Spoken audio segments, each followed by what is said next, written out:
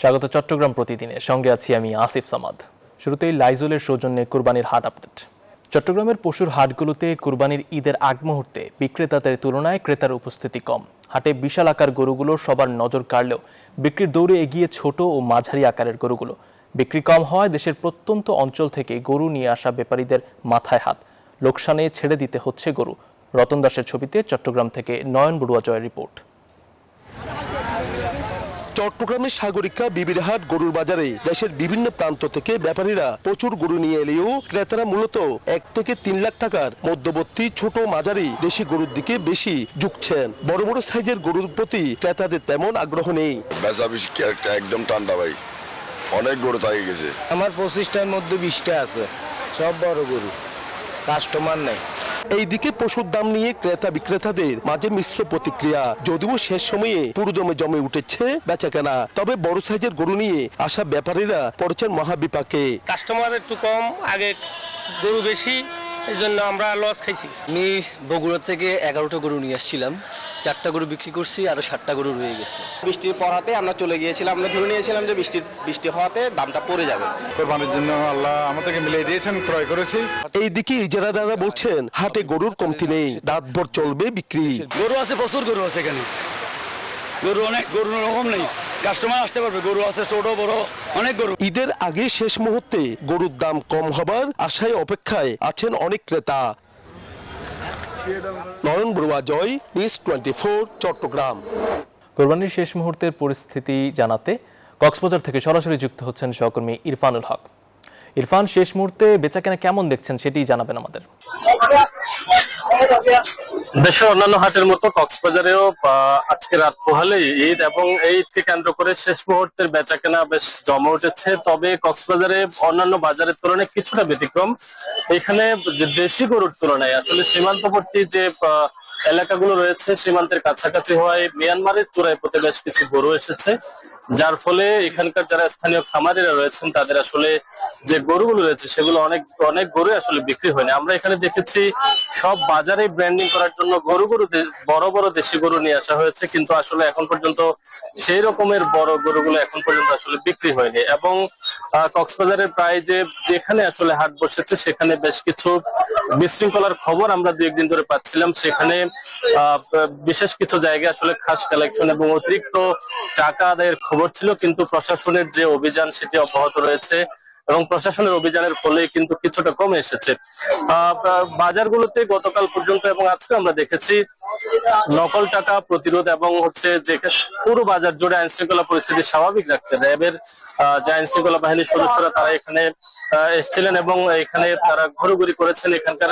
আইন শৃঙ্খলা পরিস্থিতি নিয়ন্ত্রণে তারা কাজ করছেন। তবে সীমান্ত পাড়ি দিয়ে যে সমস্ত চোরাইপথী গরুগুলো আসছে সেই গরু ঠেকাতে পুলিশ ইতিমধ্যে বেশ ভূমিকা পালন করছে বলে আমাদেরকে জানিয়েছে। এই ছিল কক্সবাজারের গরু বাজারের সবশেষ খবরাখবর। ফিরে যাচ্ছে স্টুডিওতে। ইরফান, ধন্যবাদ আপনাকে। মধ্যপ্রাচ্য সহ মুসলিম বিশ্বের সঙ্গে মিল রেখে চট্টগ্রাম, চাঁদপুর, নোয়াখালী ও লক্ষ্মীপুরের বিভিন্ন গ্রামে আগাম পবিত্র ঈদ উল আজহা উদযাপন করছেন মুসল্লিরা। সকাল থেকেই ঈদের জামাতে অংশ নিয়ে আনন্দ ভাগাভাগি করেন ধর্মপ্রাণ মানুষ। মধ্যপ্রাচ্যের সঙ্গে মিল রেখে দক্ষিণ চট্টগ্রামের চন্দনাইশ সহ প্রায় 60 গ্রামে পবিত্র ঈদ উল আজহা উদযাপন করা হয়েছে। একইভাবে সৌদি আরবের সঙ্গে মিল রেখে চাঁদপুরের প্রায় 40টি গ্রামেও উৎসব মুখর পরিবেশে উদযাপিত হচ্ছে ঈদ উল আজহা। নোয়াখালীর 5 গ্রামেও সকাল থেকে ঈদের জামাত অনুষ্ঠিত হয়। এদিকে লক্ষ্মীপুরের 11টি গ্রামে সৌদি আরবের সঙ্গে মিল রেখে ঈদ উদযাপন করছেন সহস্রাধিক মুসল্লি।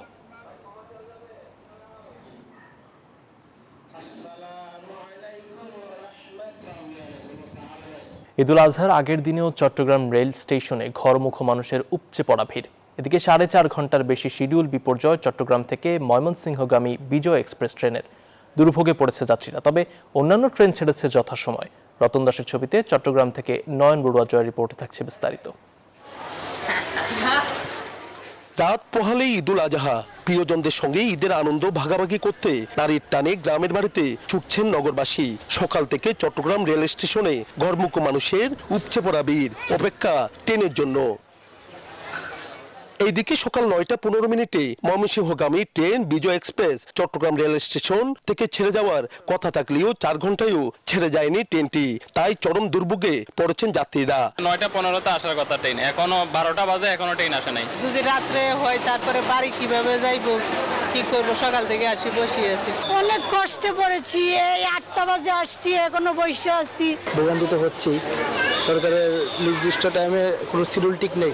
রেল কর্তৃপক্ষ বলছেন বিজয় এক্সপ্রেস ট্রেন ছাড়া অন্যান্য ট্রেনে নেই কোনো শিডিউল বিপর্যয়। বিজয় এক্সপ্রেস ট্রেন, এই ট্রেনটার শিডিউলটা আমরা ঠিক করতে পারিনি। আমরা আমাদের পক্ষ থেকে সর্বোচ্চ চেষ্টা করছি, কিন্তু হলে যে এক হলে যে এটার লং রুটে চলাচল করে, 2 হলে যে এটা হলে যে অনেকগুলো জায়গায় হলে স্টেশনের যাত্রা বিরতি, 2 হলে যে সেকশনে হলে যে যাত্রী উঠে নামা অন্যান্য সময়ের তুলনায় এই সময় যে সময় বেশি লাগতেছে, এই জন্য এই ট্রেনটার আমরা শিডিউলটাকে মেনটেন করতে পারিনি। তবে বেশিরভাগ ট্রেন যথাসময়ে ছেড়ে যাওয়ায় স্বাচ্ছন্দ্যে বাড়ি ফিরতে পেরে খুশি যাত্রীরা।